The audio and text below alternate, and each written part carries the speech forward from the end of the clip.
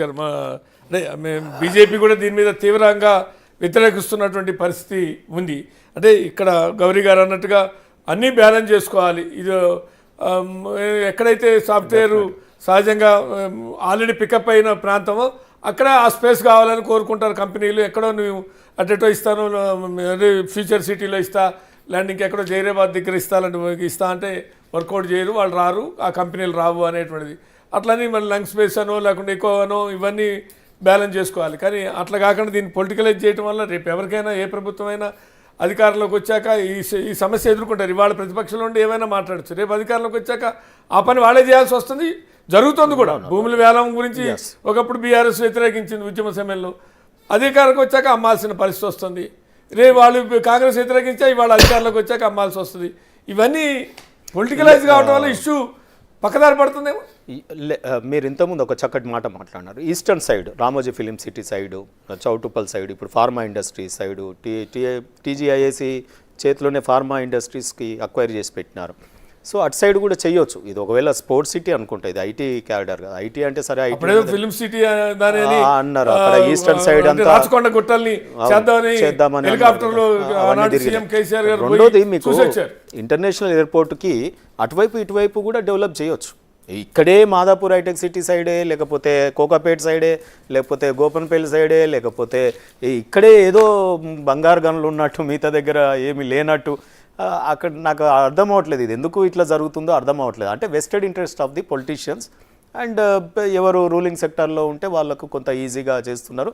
అయినా ఇవి అందరు కలిసికట్టుగా చేస్తూ ఉన్నారు. ఈరోజు బీఆర్ఎస్ పార్టీ ఇంత మాట్లాడుతుంది కానీ అనేక భూములు నమ్మినారు కదా. ఇప్పుడు సెంట్రల్ కాజు బ్రహ్మానందరెడ్డి పార్కులో చెట్లను వీకేస్తామంటే పోరాటం వస్తే ఆగిపోయినారు. సో అంటే ఎగ్జాంపుల్ చెప్తాను. ఇంకా అనేక ధరని పెట్టి అనేక భూముల్ని కూడా ఇచ్చేసినారు.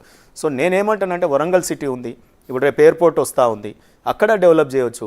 ఈస్టర్న్ సైడు ఇప్పుడు శంషాబాద్ ఎయిర్పోర్ట్కి ఇది వెస్టర్న్ సైడు, ఈస్టర్న్ సైడ్ కూడా ఉన్నది కదా ప్లేస్ అంతా, అనేక గవర్నమెంట్ జాగాలు ఉన్నాయి, అక్కడ సైడ్ కూడా చేయొచ్చు. కానీ అక్కడ పోరు, ఎందుకంటే వీళ్ళు ఆల్రెడీ పర్చేజ్ చేసిన ల్యాండ్స్ ఉంటాయా, ఇంకోటి ఉంటుందా, అది ఏముంటుందో హిడెన్గా వాళ్ళ ఇంట్రెస్ట్ ఏముంటుందో తెలియదు. రెండోది శ్రీనివాస్ గారు, తెలంగాణ అంటేనే ఈ భూ పోరాటాలు ఎక్కువ అండి. ఇక్కడ భూమి మీద పోరాటాలు వస్తే చాలా ఉవ్వెత్తున లేస్తాయి, మొదటి నుంచి, ఇప్పుడు కాదు, శతాబ్ద కాలం నుంచి. సో కాబట్టి ఇది భూమి యూనివర్సిటీ భూముల్ని డైవర్షన్ చేసే కంటే జనరల్గా ఎక్కడైనా ఇంకా ప్రభుత్వ భూములు చేసి ఉంటే ఇంత గొడవ వచ్చేది కాదు. సో స్టూడెంట్స్ కొంత అక్కడ ఉద్యమం చేయడం, మొదటగా ఏబీపీ వాళ్ళు కానీ, ఎన్ఎస్ఏ తన ఓన్ పార్టీ వాళ్ళు కానీ, లేకపోతే బీజేపీ పార్టీ కూడా స్పందించింది వెంటనే. అక్కడ కూడా పార్లమెంట్లో లక్ష్మణ్ గారు ప్రసంగించినారు, ఇది పర్యావరణ శాఖ సంబంధించింది, దెబ్బతింటుంది ఇకోసిస్టమ్, కాబట్టి చెయ్యండి అని పార్లమెంట్లో వారు మాట్లాడడం జరిగింది. సో ఆ రకంగా కొంత ఇష్యూ సెన్సిటైజ్ అయిపోయింది. సో అది సరే, ఎవరు చేసినాం సెన్సిటైజేషన్. కాకపోతే ప్రభుత్వం మీద అదే రకంగా ఇదేదో ఏది మన బీఆర్ఎస్ పార్టీ చేస్తుంటేనే కొంత మేరకు అసహనంగా ప్రభుత్వం కానీ ప్రజలు కానీ ఉంటా ఉన్నారు. అరే వాళ్ళు చేసింది అదే కదా, ఇదేమో బంగారం ఇది చేసినట్టు, వాళ్ళు ఏదో శుద్ధపూసలైనట్టు, వాళ్ళు భూములు నమ్ముకొని బదలామయ్యే, ధరని పెట్టి బదలామయ్యే గవర్నమెంట్ దిగిపోయింది. సో నేనేమంటున్నానంటే ఇక్కడ యూనివర్సిటీలకు ఎంత భూమి ఇచ్చినా తక్కువనే. మనం హార్వర్డ్తో కంపేర్ చేస్తూ, ఇంటర్నేషనల్ స్టాండర్డ్లో మనము స్టాన్ఫోర్డ్ని కంపేర్ చేస్తూ, మన ఇండియాలో కూడా ఒక్కొక్క యూనివర్సిటీకి 5,000 ఎకరాలు కూడా ఉన్నాయి నార్థన్ ఇండియాలో. సో అటువంటి యూనివర్సిటీస్ అన్నిటికీ కాదని ఈ యూనివర్సిటీ భూమే కావాల్సినటువంటి అవసరం ఏమున్నది? సరే ప్రభుత్వం, నేను ఇంకో విషయం కూడా చెప్తా ఉన్నాను, ముఖ్యమంత్రి గారు కొంత డెమోక్రటిక్గా ఉంటున్నానని చెప్పినారు, కొన్ని యాక్షన్స్ కూడా అట్లా కనిపించినాయి. కానీ ఈరోజు ఈ భూమి విషయంలో అనేక విషయాలలో కొంత మేరకు వెనక్కిపోయి కూడా వారు ఏది ప్రజల నుండి ఇటువంటి పోరాటం వచ్చినప్పుడు కొంత వెనక్కి తగ్గి కూడా చేస్తూ ఉన్నారు. భేషజలకేం పోవట్లేదు, వాళ్ళే చెప్తా ఉన్నారు ప్రభుత్వం.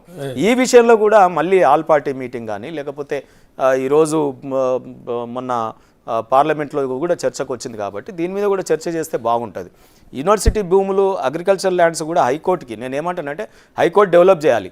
నల్సార్ లాంటి యూనివర్సిటీ, హైకోర్టు జడ్జిలకు బిల్డింగ్లు, హైకోర్టుకు సంబంధించిన అకాడమీ, జ్యుడిషియల్ ట్రైనింగ్ అకాడమీ, లాయర్లకు కూడా ట్రైనింగ్ అకాడమీసు, పెద్ద పెద్ద లైబ్రరీసు, ఆ రకంగా 500 ఎకరాలు ఇవ్వండి, ప్రాబ్లం లేదు. కానీ అగ్రికల్చరల్ యూనివర్సిటీ ల్యాండ్సే ఇవ్వడం అనేది కొంతమేరకు ఇది ఇక్కడ కూడా HCU యూనివర్సిటీ ల్యాండ్స్ ఇవ్వడం. గతంలో ఉస్మానియా యూనివర్సిటీది డబుల్ బెడ్రూమ్ కట్టేస్తామని చెప్పినారు. ఎంత అసలు చాలా పరేషాన్ అయిపోయినాం. కాకపోతే యూనివర్సిటీలో ఆల్రెడీ ఉద్యమాలకు నిలువైనటువంటిది కాబట్టి అక్కడ భయపడ్డారు. కానీ లేకపోతే అక్కడ తీవ్ర ప్రయత్నం చేసింది బీఆర్ఎస్ ప్రభుత్వం, మీకు తెలియదు కాదు పివి గారు. సో ఉస్మానియా యూనివర్సిటీ విద్యార్థులకు భయపడి వెనక్కి తగ్గింది. సో యూనివర్సిటీ భూముల మీద కన్నేస్తున్నది ఏంటి? కనీసం లంగ్ స్పేస్ కన్నా ఉపయోగపడుతున్నాయి. ఇలా ఉస్మానియా యూనివర్సిటీలో వాకింగ్ మీరు చూడండి, అనేక మంది లీడర్లు కూడా చేస్తారు, అక్కడ ప్రజలు చేస్తారు. సో ఆ మాత్రం ఉంది కాబట్టి. సో ఇవాళ HCAలో కూడా అదే రకంగా ఉంది. నేనేమంటున్నానంటే తాతలు వెనకట భూములు సంపాదించి పెడితే మనము ఒక చెరువుకో, ఒక స్కూల్కో, ఒక ప్రభుత్వ ఆసుపత్రికో వాళ్ళ పేరు మీద దానం ఇస్తారు మన్మళ్ళు. అంటే భూమిని కాపాడుకుంటే అంత విలువ, ఇది మా తాతల భూమి అని. ఆ రకంగా యాన్సెస్ట్రల్ రేపు ఫ్యూచర్ జనరేషన్కి కాపాడాల్సిన వాళ్ళు ఫ్యూచర్ జనరేషన్ తయారవుతున్న యూనివర్సిటీ భూమినే ఈ రకంగా ఇవ్వడం అనేది కొంత సెన్సిటివ్గా ప్రజలు కూడా భావిస్తున్నారు. ప్రభుత్వం వెంటనే దీన్ని మళ్ళీ రీకన్సైల్ చేయాలి, కొంత డెమోక్రటిక్గా ఇంకెక్కడన్నా మీరు ఇవ్వండి, మేము కాదంటలేము ఆ సంస్థలు. రైట్ బాలరాజు యాదవ్ గారు, అంటే సరే ఇక కొన్ని ఒరిజినల్లా, కొంత డూప్లికేట్ ఉందా, వీడియోలా, దాంట్లో మార్ఫింగ్ ఉందా, ఏ టెక్నాలజీ వాడారా, ఎవరు వాడారు ఏంటి, దాని మీద ఏదో ప్రభుత్వం కూడా కోర్టులో ఎఫిడవిట్ ఇస్తా ఉన్నారు. వాళ్ళు నిజం ముందుకు తీసుకొస్తారు. AI టెక్నాలజీ కానీ కేటీఆర్ గారు సోషల్ మీడియా ఉద్యమాలు కానీ ఎందుకు తీసుకొస్తారు తెలుసా? ఇవన్నీ తను అనుకుంటే హైప్ క్రియేట్ చేస్తారు ఈ సంస్థలతోని. ఆ తర్వాత ఇది వద్దనుకుంటే ఆపేస్తారు. క్విట్ ప్రో ఏమన్నా ప్రభుత్వంతో చర్చలలో వీళ్ళిద్దరికీ క్విట్ ప్రో ఉంటే కనుక. ఎందుకు నేను అంటున్న ఈ మాట అంటే, ప్రజా ఉద్యమాలను కనుక చేస్తే ప్రజలు సెన్సిటైజ్ అయిపోతే ఎల్లకాలం ప్రజల్లో భావన ఉంటుంది. ప్రజా ఉద్యమాలు చేయట్లేదు BRS party, only social media ఉద్యమాలు చేస్తారు. పొలిటికల్ స్ట్రాటజీలో భాగంగా కంట్రోల్గా చెప్తారు. ఉద్యమం నిర్మించడం మన చేతిలో ఉంటుంది కానీ విత్డ్రా చేయడం నిర్మించదు. కృత్రిమ ఉద్యమం అయితే నిర్మించవచ్చు, ఆపచ్చు. అది కేటీఆర్ స్ట్రాటజీ అంటున్నారు.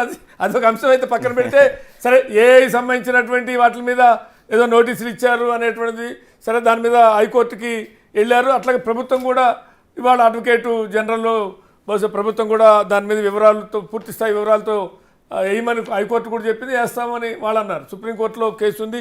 ఒకవైపున సంప్రదింపులు AICC